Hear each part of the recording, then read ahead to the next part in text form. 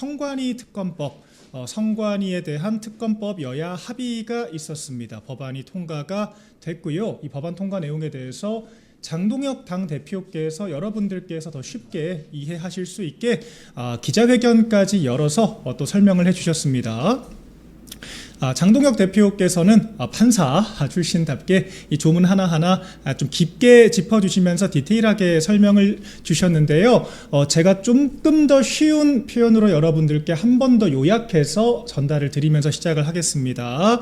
일단 성관이 특검 최대 170일까지 최대 6개월 가까운 기간 동안 성관이 관련된 수사를 진행할 수 있는 특검이 여야 합의로 통과가 됐습니다. 가장 중요한 것은 특검을 어떻게 추천할 것인가 이 부분일 텐데요. 일단 저희가 정점식 원내대표 중심으로 여야가 합의를 했던 이 국민추천위를 통해서 특검 2명을 여야가 합의해서 추천을 하고 그 2명 중에 1명을 대통령이 임명하는 방향으로 마찬가지로 합의가 됐습니다. 이에 대해서 장동혁 대표께서 부연해 주신 부분은요, 국민추천위를 통해서 국민의힘 몫의 3명의 위원이 있고 민주당 몫의 3명의 위원이 있기 때문에 국민의힘이 동의하지 않는 후보는 절대로 특검이 될 수가 없다라고 하는 게 본질적인 내용이다 설명을 주셨죠. 그래서 물론 야당이 정말 중심이 돼서 주도적으로 특검 추천을 한다면 그야말로 금상첨화겠습니다만 현실적으로 우리가 의석이 100여 석으로 굉장히 부족하고 이건 저희가 앞으로 바꿔가야 할 부분이지만 지금도 더 잿밥에만 관심 있는 국회의원들이 대다수라고 하는 점 여러분들 잘 알고 계실 거라고 생각을 합니다. 저희가 이 올림픽공원의 이 열기, 우리 청년들의 지지가 있었기에 그나마 이 정도의 합의안이라도 끌고 오지 않았나라고 하는 또 현실적인 생각도 하게 되는 부분이고요. 저희가 앞으로 이것보다 훨씬 주도권 가지고 여러 현안들에 대해서 협상할 수 있도록 하기 위해서 다음 총선 반드시 승리해야겠죠. 그래서 일단은 100% 만족스럽지는 않지만 저희 국민의힘이 충분히 방어권을 행사를 하면서 민주당도 마찬가지로 국민추천위에서 어떤 후보들을 추천하느냐 국민들께서 지켜보시면서 검증하고 평가를 할 수가 있기 때문에 객관적이고 공정한 특검이 추천될 수 있도록 저희가 국민의힘이 앞으로 2차전 더 노력을 해야겠다라고 하는 게 핵심이고요. 그 다음 중요한 게 수사의 범위, 이게 가장 중요하겠죠. 장동혁 대표께서도 처음 합의안 나왔을 때 이 의총 추인 과정에서 지적을 했던 것이 서버까지 수사할 수 있어야 된다. 성관이 서버까지 다 수사해 볼 수 있어야 한다라고 하는 점을 가장 강조를 했습니다. 오늘 특검안에서는요, 이 부분에 대해서는 확실하게 관철이 되었다라고 하는 것이 우리가 납득할 수 있는, 조금 더 만족할 수 있는 결과가 아니었을까 생각을 해봅니다. 결과적으로 성관위의 선거관리 시스템 전부가 수사 범위 안에 들어갔다라고 하는 것이기 때문에 선거관리 시스템 하부 개념으로 들어가 있는 성관위 서버에 대한 강제력 있는 수사까지 전부 다 가능해졌다라고 하는 거고요. 또한 6.3 지방선거로 국한시키고 있지 않기 때문에 지난 대통령 선거, 총선까지 전부 다 수사 범위 안에 포괄시킬 수가 있다라고 하는 점도 굉장히 중요하겠습니다. 그리고 현재 특검법에 명시되어 있지 않더라도 7월 29일이죠. 어제자까지 있었던 성관이, 6.3 성관이 사태 이후 벌어진 관련된 고소고발건들까지 전부 특검에서 수사를 할 수 있게 되고요. 이후에 인지된 부정 어떤 선거관리의 정황들이 있었을 경우에는 우리가 별건 수사라고 하죠. 무제한적인 인지수사도 가능하도록 되어 있기 때문에 170여일 동안에는 선관위 관련해서 서버를 포함해서 전반적인 선거관리 시스템, 과거 선거 사례까지 포괄해서 수사를 할 수가 있게 됐다라고 요약을 드릴 수 있겠습니다. 결과적으로 이제는 국민추천위에서 여야가 3대3으로 구성된 국민추천위에서 어떤 특검을 2인으로 추려서 추천을 할 것인가, 이게 본질적인 부분이 되지 않을까 생각이 되고요. 최장 170일 수사가 가능하기 때문에 내년 초까지 성관위 관련 실태를 낱낱이 밝혀야겠다, 여러분들께 말씀드릴 수 있게 됐습니다. 오늘 개혁신당의 2명의 국회의원 이준석 의원과 이주영 의원은 반대표를 던진 것으로 현재 확인이 되고 있어요. 여야가 합의를 한 가운데 개혁신당이 배제된 것에 대한 불만의 표시라고 하는 해석들이 있는데, 이에 대해서는 저희가 개혁신당 입장이 나오는 대로 추가적으로 전달드리도록 하겠습니다. 네, 선관위 이슈에 대해서 이렇게 여야가, 특히 민주당 입장에서 다수 의석이 있음에도 불구하고 다급하게 합의할 수밖에 없었던 또 이유들이 있겠죠. 어제 여러분들 지상파 이제 뉴스 방송에서도 선관위 관련된 기사들이 본물 터지듯이 쏟아지고 있습니다. 어제 KBS 단독 보도 정말 충격적이었죠. 선관위에서 엑셀까지 보내서 조작을 지시했다라고 하는 증언이 나온 겁니다. 처음 합수본에서는 선관위 직원들이 숫자가 안 맞자, 투표율 숫자가 안 맞자 윗선에 보고하지 않은 상태에서 자기들끼리 숫자를 조작을 했다라고 하는 게 굉장히 충격적인 뉴스로 다가왔는데, 오늘 새로 드러난 사실은요, KBS 보도에 따르면 말단선에서 직원들끼리 상단에 보고 없이 조작을 한 것이 아니라 윗선에서 엑셀까지 만들어서 이렇게 저렇게 숫자를 맞춰라라고 하는 디렉션을 줬다라고 하는 거, 이 새로운 사실이 또 보도가 됐습니다. 결과적으로 조작만 한 것이 아니라 조직적으로 조작을 했다라고 하는 또 새로운 정황이 드러난 거죠. 선관위는 2020년부터 조작은 절대로 불가능하다라고 했습니다.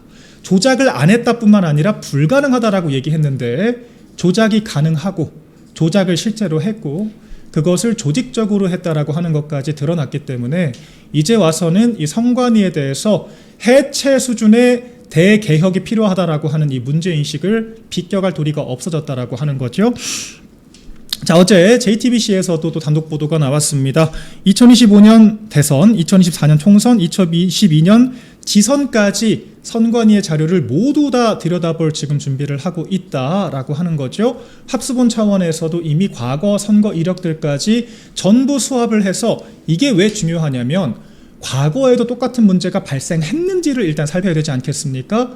6.3 지방선거에만 이런 문제가 있었을 거라고 그 누구도 생각하지 않기 때문에 과거 사례 우리가 들여다보는 거 당연히 필요하고요. 과거에 그런 문제 사례가 똑같이 있었는데도 개선하지 않은 상태에서 부정선거는 불가능하다, 조작은 불가능하다라고 면피만 하면서 개선을 거부해왔다, 개혁을 거부해왔다라고 하는 사실이 추가적으로 드러난다면 지금보다 훨씬 더 큰 파장이 불러일으켜질 수밖에 없을 것으로 전망이 됩니다. 그래서 선관위 이슈 굉장히 일파만파고요. 앞으로 특검 추천까지 우리가 국민추천위가 제대로 된 특검 추천하는지 계속해서 감시, 관리, 감독해야 될 책임이 저희 모두에게 또 이 부여가 된 겁니다. 그래서 앞으로도 올림픽공원을 중심으로 한 이 재선거, 선거소청, 그리고 특검을 향한 우리 어떤 목소리, 분노 더욱더 강력하게 표출을 해줘야 될 시점이다라고 생각이 되고요. 아직 끝난 게 아닙니다. 저희가 8분 응선 넘었지만 더 투쟁해야 될 여지가 남아있다, 설명드리겠습니다. 자, 다음으로는요, 연기금 관련된, 우리 또 증시 폭락 관련된 이야기 저희 또 집중적으로 짚어봐야겠죠. 저희가 어제 연기금 관련 이야기, 이틀 연속 서킷 브레이커라고 하는 정말 초유의 사태에 대해서 이재명과 김용범이 결과적으로 청년들의 삶을 수렁으로 내몰았다. 4050 세대, 자산시장에 주로 참여하는 민주당의 코어층들까지 이재명을 손절할 수밖에 없는 정말 극한의 상황으로 치닫고 있다 말씀을 드렸는데요. 오늘 3일 연속 코스피가 또 하락을 했다라고 하는 소식을 전해드려야 될 것 같습니다. 오늘도 하락장으로 코스피가 마감이 돼서 이제 5,000대 중반 정도 간신히 기록을 하고 있는 상황입니다. 전문가들도 지금 하한선을 예측을 하지 못하고 있는 상태, 4,000선까지도 떨어질 수가 있다라고 전망을 하고 있는 그런 상태이기 때문에 앞으로도 투자에 굉장히 유의하셔야 될 것 같은데요. 이 지점에서 오늘 최고위에서 장동혁 대표께서 연기금, 즉 증시도 특검해야 되는 것 아닌가, 이쯤 되면 불법 아닌가라고 하는 주장을 또 새롭게 제기를 하셨습니다.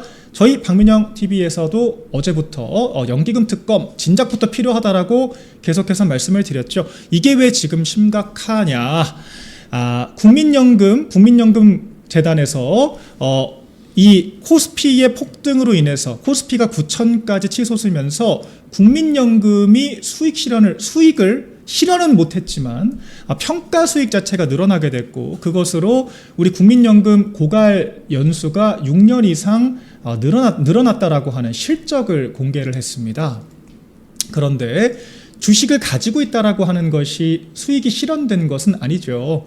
가지고 있는 주식을 팔아서 수익을 얻어야 그것이 비로소 연기금의 시드머니, 그러니까 연기금의 기초 자산이 늘어나는 그 과정으로 이양이 되는 겁니다. 그런데 지금 연기금이 리밸런싱을 늦추게 되면서 결과적으로 제때 매도를 하지 못했고, 그러니까 이득을 볼 수 있는 타이밍에 연기금이 정리를 하지 못했고 묶여있던 상태에서 지금 3일 연속 하락장을 겪고 있기 때문에 결과적으로 연기금이 200조 가까운 손실을 봤을 것이다 라고 하는 지금 전망이 이루어지고 있습니다. 연기금이 리밸런싱을 시도하지 않았다면 3일 동안 증시가 31% 이상, 30% 이상 폭락을 했기 때문에 연기금이 국내 증시에 투자하고 있는 비중을 비교를 해봤을 때는 기존에 300조를 이득을 봤다고 얘기를 했지만 95조 수준으로 쪼그라들었다. 즉 200조가 3주 사이에 증발을 했다는 겁니다. 200조면 국민연금공단의 계산에 따르면 우리 국민연금 4년 이상을 지탱을 할 수 있는 그런 연기금, 이것을 국민연금 증시 폭락을 막기 위해서 억지로 리밸런싱을 하지 않고 매도를 하지 않고 가지고 있다가 고스란히 손해가 됐다라고 한다면 이거는 국가적인 손실이라고 볼 수밖에 없죠. 더군다나 그 연기금 손실의 수익, 누가 수익을 실현하고 나갔는가? 결과적으로 외국인들만 배불리는 결과가 됐다라고 한다면 결과적으로 우리 국고를 통해서 외국인들만 밥을 먹인 그런 상황이 돼버린 겁니다. 이에 대해서 왜 강제 수사가 필요하냐? 일단 첫째, 대체 김용범 실장은 왜 ETF 레버리지 상품을 그토록 강하게 관철시키려고 하였는가? 이거 선거랑 관련된다라고 하는 게 굉장히 큰 문제가 될 수 있죠. 선거. 왜 이재명 청와대는 연기금까지 동원을 하고 그리고 무리한 레버리지 상품까지 도입을 하고 국민들께 빚내서 투자하는 것도 레버리지 일종이라고 얘기를 하고 이재명 본인도 부동산 팔아서 주식을 살 거라는 둥, 이런 식으로 훌리건 역할을 하면서 전 국민을 투기판에 이끌었는가? 결과적으로 이 지방선거를 앞두고 9,000피까지 끌어올린 이 코스피가 이재명의 지지율과 연동된다라고 하는 그 계산 때문 아닌가? 쉬운 말로 코스피 펌핑시켜서 정청래가 얘기를 했던 것처럼 코스피로 돈 번 사람들 1번 찍어달라, 그 얘기하고 싶어서 무리하게 6월까지 코스피 부양한 거 아닌가라고 하는 의심이 있는 겁니다. 이것은 여러 정책과 제도들을 자의적으로 통제를 하고 연기금을 무리하게 동원을 하면서 집권 여당의 선거 승리를 위한 무리한 정책을 짠 것이기 때문에 이런 거야말로 국고 손실에 해당할 수가 있죠. 배임 등에 해당할 수가 있습니다. 국가 자산을 바탕으로 정부 여당의 이익을 타진하려고 했다. 이에 대해서 이런 이유가 아니라면 대체 뭐 때문에 그렇게 무리하게 코스피를 증폭시키기 위한 ETF 레버리지 상품 등을 개발을 해냈는지에 대해서 설명을 해야겠죠. 이에 대해서 우리가 필요하다면 강제 수사를 해서라도 그 의사결정 구조를 다 살펴봐야 한다는 겁니다. 특히 이 중에서는요, 연기금이 굉장히 중요하죠. 연기금 리밸런싱을 왜 무리하게 늦췄는가? 상식적으로 연기금이 수익을 실현할 수 있을 때 많은 코스피가 폭등을 해서 연기금에서 수익을 실현했을 때 우리 노후 자금이 충족해질 수 있다라고 판단을 한 그 시점에 리밸런싱을 했다면, 엑시트했다면 수익이 나는 건데 왜 그때 팔지 못하고 버틸 수밖에 없었는가? 결과적으로 코스피 증시 폭락을 막기 위해서 무리하게 연기금으로 땜빵을 시킨 게 아니냐라고 하는 거죠. 이 또한 무슨 근거를 가지고 그와 같은 판단을 했는지, 대체 무엇을 위해서 그 연기금의 국내 증시에 투자할 수 있는 그 비중까지 억지로 늘려가면서 리밸런싱을 막았는지에 대해서 철저하게 규명을 해야 됩니다. 정치적인 이익을 위해서 우리 국고에 대해서 크나큰 손실을 야기한 거라면 이것이야말로 강제수사 대상이고 처벌 대상이 될 수밖에 없다라고 하는 것이죠. 그렇기 때문에 특검이 필요하다는 거고요. 더 디테일하게 들어가자면 대체 환율 방어를 위한 전략적 전술적 환해지에 쓰여지는 국민연금의 운용 방식은 왜 변경을 했고 왜 정은경 장관 같은 사람들이 컨트롤을 하고 있으며 어째서 2030년까지 국장 관련 연기금 운용 회의록에 대해서 열람도 못하게 막아놨는지 이 총체적인 부분들을 전부 다 규명을 해야 되는 겁니다. 강제 수사가 필요한 부분이다. 이런 부분들이 오히려 사실 지금 경중을 따지기도 애매할 정도로 선관위 이슈, 안보 이슈, 경제 이슈가 굉장히 무겁습니다만 이건 정말 우리나라 이 국민들의 노후를 저당 잡고 장난질을 친 것이 될 수가 있기 때문에 심각하게 다뤄져야 한다 생각을 하고요. 오늘 장도혁 대표께서 특검 필요성, 수사의 필요성까지 거론을 했기 때문에 앞으로 야당에서 이 부분을 집중적으로 조명을 해야 되지 않을까 생각을 합니다. 오늘자 국민연금이 공식적으로 발표하지 않았지만 연기금이 아직까지 국내 증시에 묶여있다라고 하는 것을 전제로 3주 전보다 200조가 넘게 손실을 봤다라고 하는 점은 우리가 아주 쉽게 계산할 수 있는 사실이고요. 이와 같은 부분들에 대해서 국민연금 의사결정구조 우리 국민들께서 굉장히 궁금해하실 것 같습니다. 네, 증시 관련 소식들이요. 단순하게 개미들만 피해를 보는 것이 아니라 우리 국민 전체가 지금 정말 파탄에 빠질 수가 있는 우리 국가 경제가 도탄에 빠질 수가 있는 이 망국적인 정책이다라고 하는 점 다시 한번 짚어봤습니다. 네, 저희 그리고 세 번째로는요. 민주당 요새 아주 숨가쁘게 나라를 말아먹고 있죠. 다음으로 또 짚어봐야 될 것은 기어이 이 보안수사권 폐지, 보안수사권 폐지, 완전 폐지를 기초로 한 이 형사소송법 개정안을 민주당이 어제 법사위에서 단독으로 통과를 시켰습니다. 국민의힘에서 법사위라도 가져와야 한다는 게 바로 이런 이유 때문이었죠. 제1야당이 의석이 적을 때 우리가 본회의장에서 막을 수 없을 때 법사위에서라도 1차 거름망 역할을 충실히 하기 위해서 법사위라도 반드시 가져와야 한다라고 우리가 이야기를 했던 건데 법사위에서 언제나 그랬듯이 민주당이 정말 물 흐르듯이 단독으로 또 형사소송법 개정안을 강행 처리를 했습니다. 자, 그런데 이 보안수사권 폐지 이 법안이 단순히 법사위를 넘었다라고 하는 것만 지금 문제가 아니라요. 그 내용에 이재명의 범죄를 지우기 위한 또 다른 꼼수들을 계속해서 추가를 하고 있다는 게 더 큰 문제가 되고 있습니다. 현재 개정 형사소송법 개정안을 보면요. 오늘 박대출 의원도 페이스북에 직접 인용을 해서 올렸죠. 오늘 여러 우리나라 기분의 의원부터 여러 의원들이 문제 제기를 했는데 이 부분을 보시면요. 제327조 공소기각 관련 공소기각이 여러분들 뭡니까? 우리가 재판 갔을 때 유무죄를 따지기 전에 이 기소 자체 검사가 기소를 제대로 했는지 즉 절차상의 하자가 없는지를 먼저 따져보는 것이 공소기각의 중요성입니다. 절차가 맞지 않아서 수사권이 없거나 기소 절차가 잘못됐다라고 해서 증거 소집의 과정이 잘못됐다라고 해서 공소가 기각되면요. 실제 유죄라고 하더라도 본안 재판까지 가지도 않습니다. 그렇기 때문에 이 공소기각이라고 하는 꼼수를 굉장히 우리가 눈여겨봐야 하는데 지금 이 법안에는요. 굉장히 모호한 규정들이 들어가 있습니다. 공소기각의 조건에 중대한 위법 수사에 기하여 공소가 제기되었을 때 그리고 소추 재량권을 현저히 일탈하여 공소가 제기되었을 때라고 하는 모호한 규정이 들어갑니다. 현저히 일탈했다. 중대한 위법 수사가 있다. 이거 결과적으로 연어술 파티니 뭐니 이런 식으로 물타기 하면서 연어술 파티 뭐 자백 강요를 했다라고 하는 시나리오 쓰면서 이와 같은 것들을 근거로 삼아서 이와 같은 것들을 이용해서 이거 공소 잘못됐으니까 공소 기각해야 된다. 즉 검사가 공소를 취소하지 않는다고 하더라도 법원에서 법 규정에 따라서 공소를 기각해야 한다라고 하는 그런 범죄 지우기를 위한 단서 조항이 아닌가라고 하는 강력한 의심이 든다는 거죠. 이재명의 플랜 A, B, C 정말 아주 가지가지로 범죄를 회피할 수 있는 그런 꼼수들을 개발을 하고 있어요.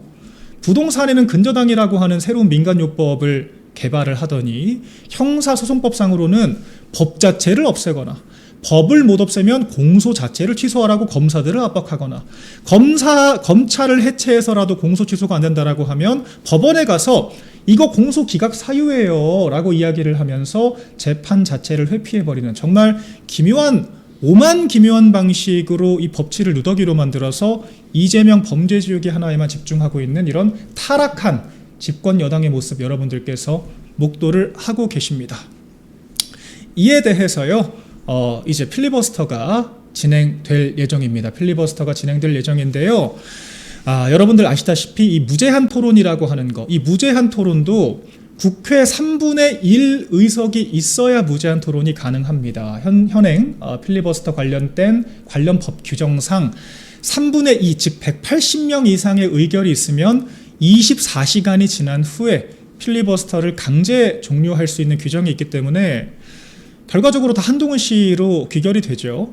한동훈 씨가 우리 국민의힘의 의석을 108석밖에 못 만들어 놨기 때문에 우리가 24시간밖에 이 무제한 토론도 할 수가 없는 정말 열악한 조건 속에서 대여투쟁을 해야 한다.